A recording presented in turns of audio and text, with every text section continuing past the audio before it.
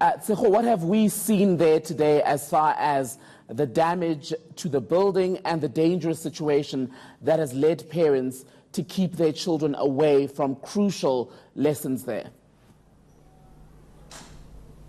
Good afternoon, Tembekile. Well, one of the major situations, as you mentioned, here at the Ennerdale Secondary School is the walkway that I'm currently standing on, where you can clearly see, and I'm just going to ask my colleague Mbuzeni to just show you what it actually looks like on this particular walkway. This is just the walkway that connects the two blocks, and you can clearly see the damage that is up top there, and the structure is currently being kept up by these two poles here. So really some dangerous situations here for the students. We've also been told that the situation in one of the labs here, you can also really just see that you can see how clearly it actually has been damaged in the labs, and the tiling on top of the roof here as well, on top of the ceilings, that has also come off. It comes off mostly when it starts to rain. So a really terrible situation here for the students, and this is just one of the walkways, Tembekile. Across me is also another walkway where it is also held up by a pole just to ensure that it does not collapse on students.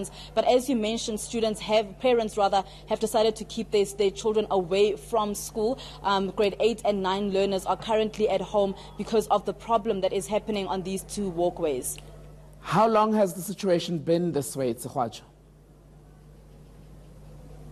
Well, it has been, from what I've been told from the SGB, from about 2016 they have reported this to the Department of Education in Gauteng, and they have not really gotten much assistance. They keep sending people in and out to actually look at the situation and see what they can do to fix, but nothing has been done at this point in time. But as we walked in here, we did see a few engineers that were just actually assessing the situation here, just to see how they can actually work around the damage that is being here. So from about 2016, Tembekile, that this has been happening, and hopefully in this year of 2019 the school will finally get some assistance.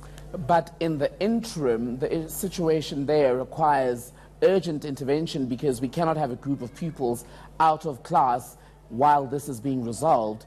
So when is the Education Department going to make some sort of announcement on a final interim plan until the building has either been demolished and rebuilt or some maintenance work is done?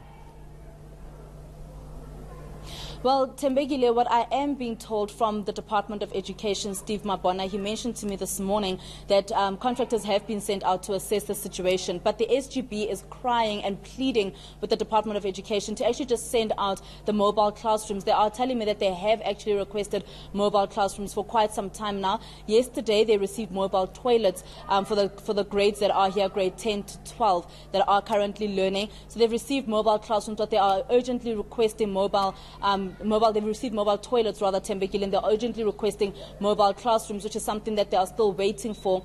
But they're also worried that if they do get the mobile classrooms, then the Department of Education may not actually complete the process of actually finishing off this particular walkway, or these two walkways in this building, or rather just to actually fix it completely. So they are saying that they'd rather actually have tents to to actually school these children in until they can actually get this particular school properly fixed, and until it is safe for students to be walking on these two walkways. Let's speak then for a moment, Tsehuacho, about the pupils who continue to show up for class. The grade 8 and 9 pupils aren't coming to school. Are those who are attending not afraid for their lives?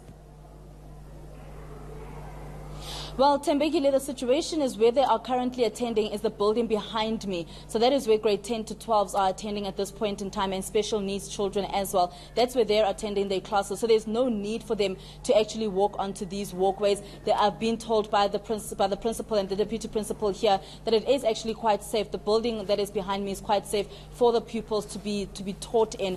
But they are concerned that as soon as they have the grade 8 and 9 pupils come through, they have to use these particular walkways. And I was also told by the SGB that if the students walk on these walkways, of course they're not going to be bumping these poles with their school bags. And the teachers have also said that these particular walkways that lead to their classrooms, you can actually feel it vibrate as children walk through. So that's just a sense of how terrible the situation here is. So at the moment, the students that are attending class, they are quite safe. It is just the walkway situation where they aren't allowed to come through at all, and the classrooms behind the walkway. ENC reporter Tsehuacho in Ennerdale for now. Thank you.